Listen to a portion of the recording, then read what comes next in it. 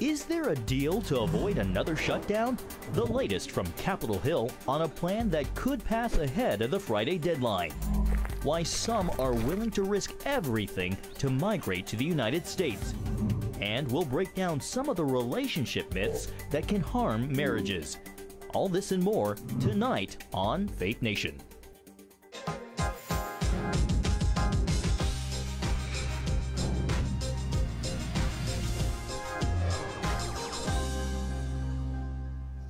A tentative deal to avoid a second shutdown. Welcome to Faith Nation. I'm John Jessup. And I'm Jenna Browder. The clock is ticking to get a deal to the desk of the president, but lawmakers charged with hashing out an agreement to avoid another shutdown say they do have a plan. Before we now turn to Capitol Hill correspondent Abigail Robertson. Abigail, break it down for us. What's included in this deal?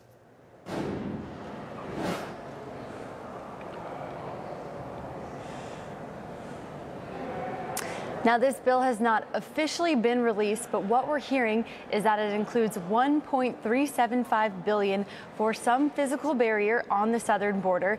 Now, that is far less than the $5 billion President Trump wants, and that is also less than the $1.6 billion that Democrats were willing to give the president in the fall. Now, we're also hearing that it does not decrease the amount of money that ICE can spend on buying beds for the detention centers. This was the big hangup over the weekend that almost derailed this whole agreement. Democrats were asking for an almost 20% decrease in the amount of beds at detention centers because they think that will decrease the amount of people that ICE detains. But Republicans said no way, that is absolutely did not want that to happen. And Republicans, even though this bill has not been out, today they've come out pretty strongly saying that they won that fight and that money will not be decreased in the final product. And so far, we've seen leadership and people who have seen the bill on both sides of the aisle. The majority are pretty strongly supportive of what they see. Neither side is really claiming a huge victory in this agreement. They say it was a give and take agreement, but it seems like there's enough people that are willing to support it that it will pass the House and Senate and make it to the president's desk. Abigail, tell us about the group of negotiators who have been working on this plan.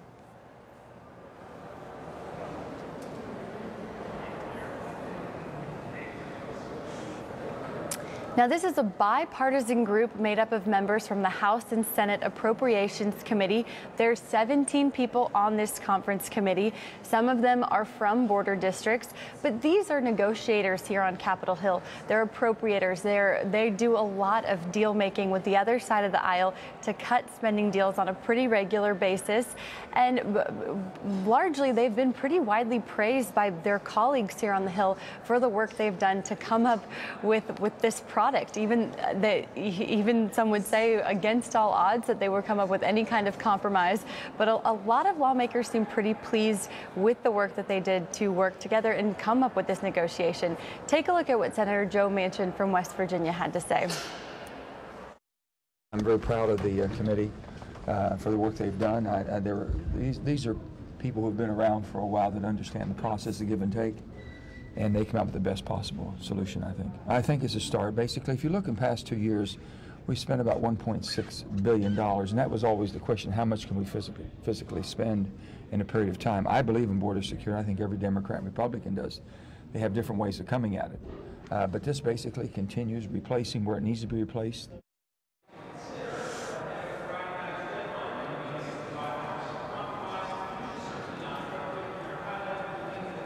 Now, this was the group that lawmakers really put their faith in to come up with something and avoid another government shutdown. We will certainly see members on both sides of the aisle, I imagine, not vote for this bill when it comes to the floor of the House and Senate. But it seems like it will get enough support from the majority of lawmakers to make it passed. So you're saying lawmakers are pretty optimistic up there on the Hill?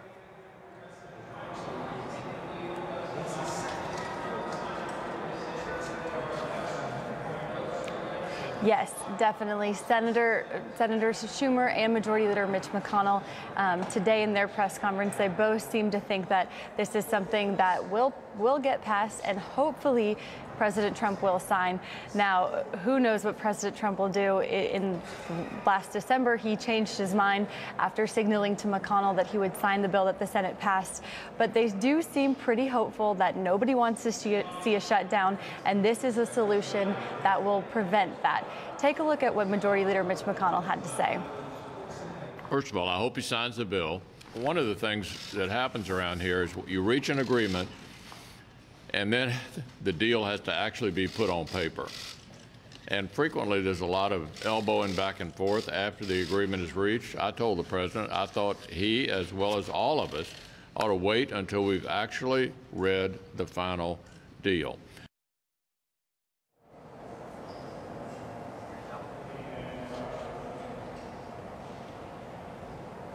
Now, we will likely see the text of the bill tomorrow because procedurally they have to get things in motion to get it passed through the House and Senate to make sure that the president even has time to sign it by that Friday at midnight deadline to avoid another government shutdown.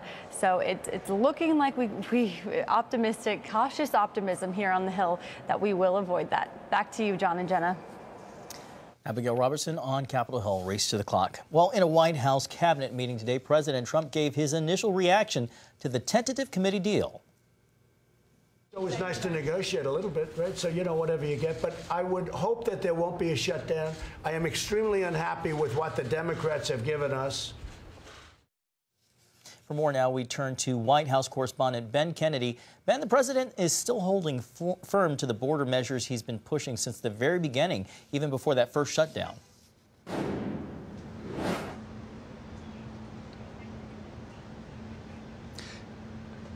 Yeah, John, you're right. President Trump said, bottom line, the wall will get built. The New Deal Abigail was just talking about does not give him the exact wall funding he demanded. It would provide about $1.3 billion for fencing and other barriers for 55 miles. Now, that's a fraction of the 200 miles Trump has been insisting on. He just took a trip to the Lone Star State in what is considered to be his first campaign rally for 2020. I am very, very thrilled to be here. President Trump and former Democratic Congressman Beto O'Rourke. You did good, El Paso! Held dueling rallies in Texas Monday night. It's in El Paso. He continued making his case for a border wall. You know where it made a big difference? Right here in El Paso. But O'Rourke is pushing back on that claim, citing an El Paso Times report, which finds the city had the third lowest violent crime rate among more than 30 cities with similar populations. And those stats came 2 years before the wall was built. El Paso has been the safest city in the United States of America, not in spite of the fact that we're a city of immigrants, but because we are a city of immigrants. Trump's long said, no wall, no deal. The commander-in-chief even put declaring a national emergency on the table to lock in the money, but hopes lawmakers can strike a deal. Today, back at the White House, he got his first glance at their latest efforts and was not pleased. I have to study it. I'm not happy about it. It's not doing the trick, but I'm adding things to it. And when you add whatever I have to add, it's all going to happen where we're going to build a beautiful, big, strong wall. Now, President Trump said he doesn't think we are going to see a shutdown. He must say yes, as Abby was mentioning earlier, to any agreement by lawmakers for it to go through. His signature is required ahead of the deadline on midnight Friday to avoid yet again another partial shutdown. John, Jenna. All right, Ben Kennedy, White House correspondent. Thank you, Ben.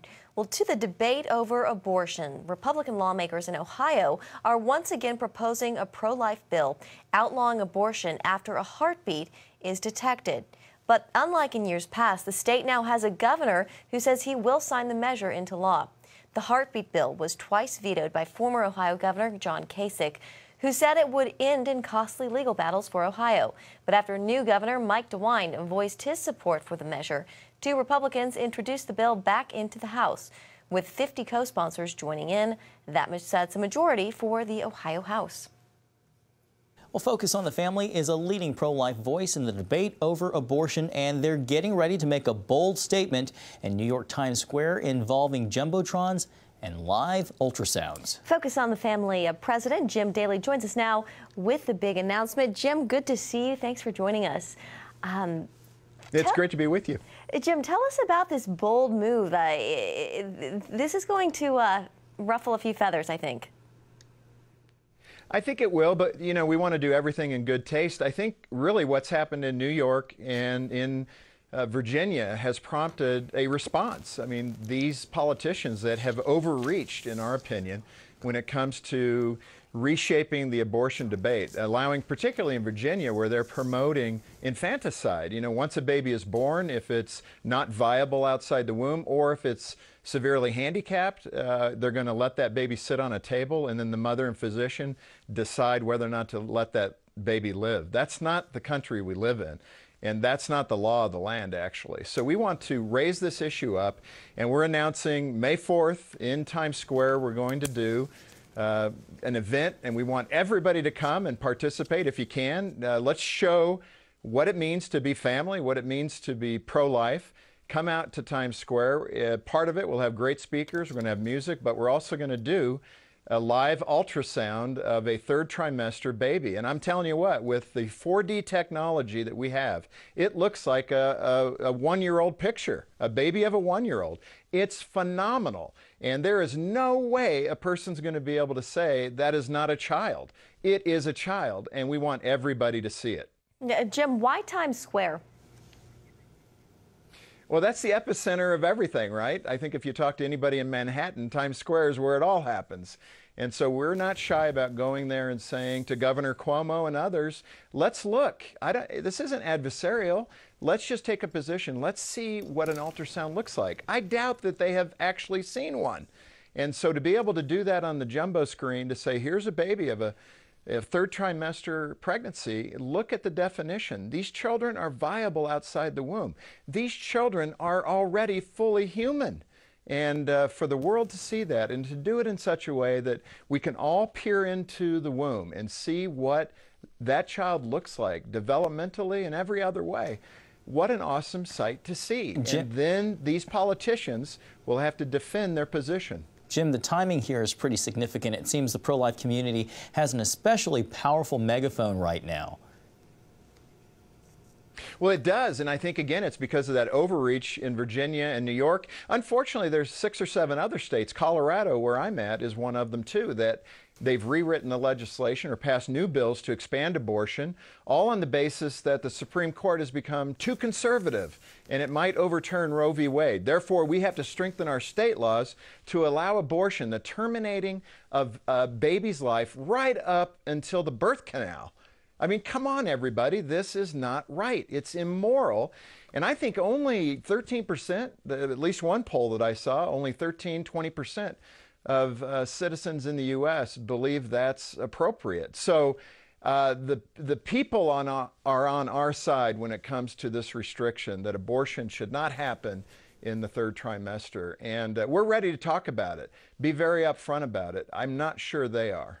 Yeah, Jim, you make a good point that a lot of Americans, they are very against this late-term abortion. Republicans and Democrats do not support it. For that reason, will you draw politics into this event?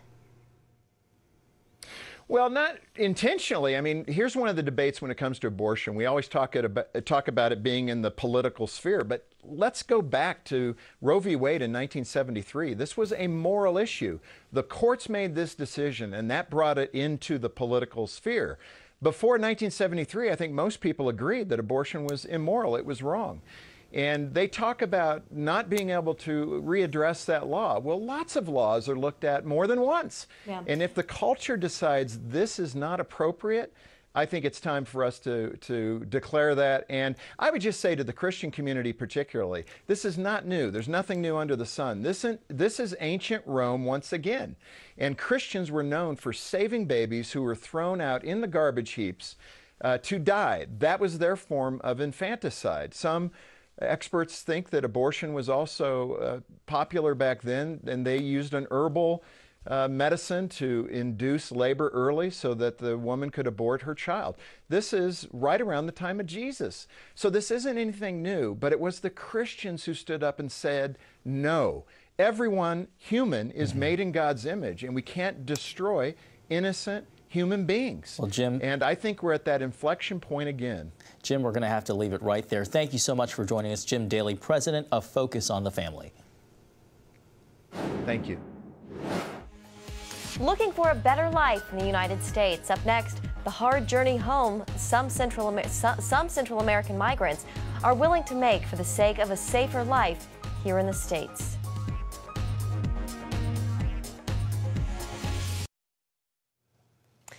Well, while the battle over our southern border continues to play out here in Washington, some Central Americans living in fear and poverty are still desperate to escape. That's right. As Jennifer Wishon reports from Guatemala, they're willing to risk the hazardous journey for a dream of living in America.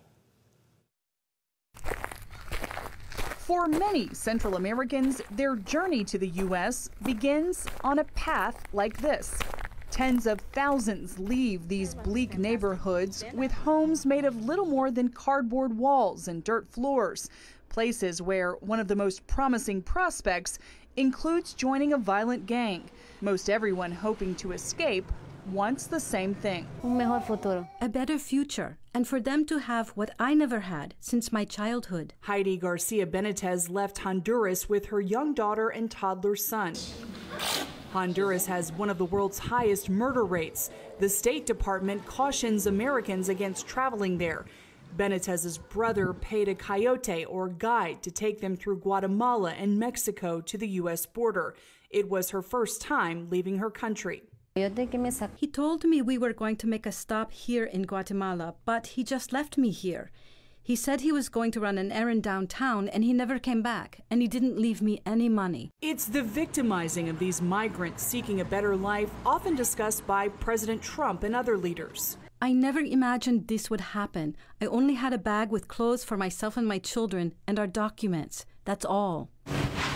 She was fortunate to end up here, an immigration house in Guatemala City.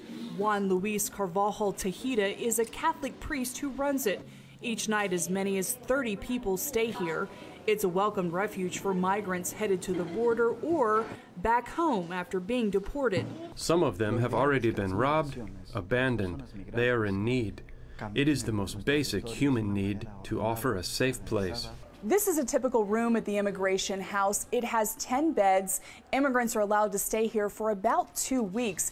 And at this house, the need is so great, they're hoping to add a third level. Tejeda and his staff helped Albina Suarez get in touch with her sister after the 23-year-old was caught crossing the U.S. border illegally and deported.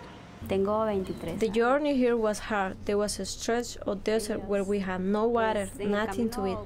From there we got caught and they took us to immigration. She has access to a psychologist at the immigration house.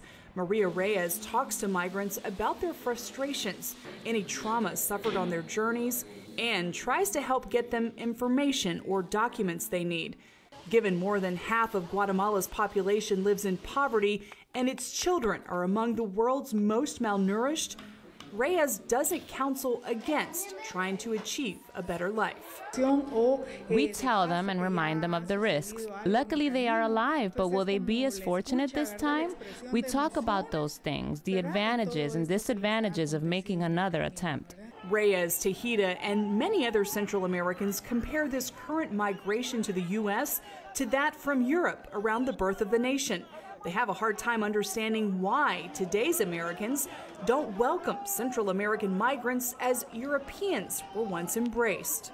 Central America and Mexico have become a cemetery for immigrants. This is now a matter of life and death. It is about guaranteeing life. We are human beings. We are not animals. We are not dogs. After her ordeal, Suarez made a difficult decision. I don't plan to go back to the United States. Now what I'm going to do is work and get ahead in life. Benitez tells CBN News she'll try to get a job in Guatemala since she thinks it's safer than Honduras. Then, after making some money, she'll try again to get her family across the U.S. border.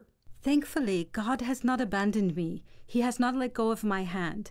In the time I've been here in Guatemala, I have found good people who have helped me with my children, and I thank God for this house. No matter which path migrants choose, Tejeda and his staff pray they all eventually find their way. And Jennifer Wishon joins us now for more. Jennifer, knowing the immigration debate here in the U.S., what struck you the most about Guatemala? Yeah, well, first of all of the people that I met in Guatemala, from the poorest of the poor to those who you can tell are certainly much better off, they were all so lovely, so wonderful. I mean, I would go to some houses and some of these people barely had enough food to feed their families. And by the time that I would leave after our visit, they insisted that I take berries home with me that they had gathered that morning. So just incredibly lovely people. So, Jennifer, for Guatemalans with relatives in the United States, whether legally or illegally, how much of a difference do those ties make? Yeah, it's huge, John. You can look at a neighborhood, if you will, and a lot of these houses, dirt floors, cardboard with kind of mud, you know, creating the walls, that kind of thing. And then you look at their neighbor and they will have a center block house. They will have linoleum on the floor because they have a relative, a spouse, usually a husband, a brother, you know, someone who is sending them money from the U.S. So it's really remarkable how much of a difference that makes in someone's life. And I would imagine that's incentive for people to want to come across the border to provide that support for their families. Absolutely, absolutely. And it's not at all strange for a Guatemalan to wake up and realize that 1, 2, a dozen of their neighbors have left to try to get into the U.S. I mean, it's very normal. They don't think anything about it. It's just what you try to do to get ahead. Jennifer, I'm wondering what the Guatemalans you talk to, what they think about the whole immigration debate playing out here in the United States. Well, you know, they told me, I had several ask me, why don't you want us? Why doesn't the U.S. want us? Why is this a problem? And they can't understand why this beacon, this rich nation that provides so much opportunity won't open our doors to them. And so they don't understand, you know, the expenses, you know, that everyone in the U.S. has to be educated. I mean, all of the things that we debate in this country, right? They don't understand that. They just see opportunity on one side of a border and despair on the other side. And they just can't understand why we won't let them in. So it is a disconnect. But, you know, again, what they have to turn to is very bleak. And I saw that firsthand. I saw the extreme poverty. I saw the malnutrition. And I saw, you know, if you want to get ahead, you're going to have to probably join a gang, especially if you're a young male. And it's just, it's a really sad situation. Jennifer, we appreciate your solid reporting, and thank you for your time. Thank you. Coming up, how some relationship myths could actually end up harming your marriages.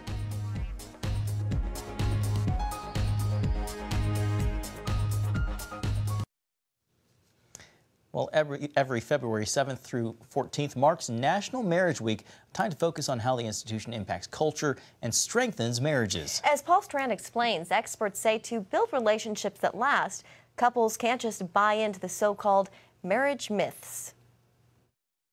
Heading for the marriage altar can certainly be romantic and all lovey-dovey, and you're thinking marriage is going to be a big plus and have lots of benefits for you. But that kind of attitude can actually harm the chances of your marriage thriving and even surviving. As the head of Marriage Savers, Michael McManus has worked for decades to make marital bonds strong nationwide. That's also helped him learn about myths that weaken those bonds. For National Marriage Week, this columnist wanted to share those to a larger audience. First, myth 1, love is what holds a marriage together. McManus says, no, it's a sacred pledge that provides the glue. Commitment to the vows that have been said by billions of people over 2,000 years, that I will neither leave you nor forsake you. And that's meant to be permanent no matter the emotions of the moment. Then there's the myth, love is a feeling. It's a decision to give of oneself to the other person, which is not a feeling, it's a decision, it's an act of the will. Many believe this one, I can change my mate. We can't change anybody but ourselves. And but changed people change people. A related one, I don't need to change much. No major reconstruction is needed. We're all sinful people. One toxic modern myth, by shacking up, you can road test the marriage.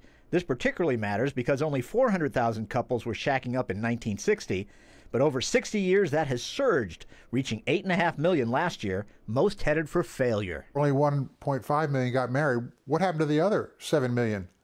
They broke up. And those who marry after living together are more likely to divorce. McManus encourages churches and older couples to do what they can to encourage young people to get married, and especially to arm them with useful reality rather than useless myths. Churches that practice helping couples build lifelong marriages can virtually eliminate divorce in their congregation. That's pretty exciting. Looking at your marriage with hard, cold realism may not seem all that romantic, but it gives your marriage the best chances of making it through the long haul. Paul Strand, CBN News, reporting from Potomac, Maryland. And for more from Paul, you can check out the CBN News Daily Rundown podcast. Today he tells host Caitlin Burke tips to help make marriages survive and thrive. And you can find the Daily Rundown on your favorite podcast platform or go to cbnnews.com and click on the show tab to listen and subscribe. Are you going to tune in? I probably should. Yeah. What about you? There's a lot to learn. Yep. Well, that's going to do it for tonight's Faith Nation. Have a great evening.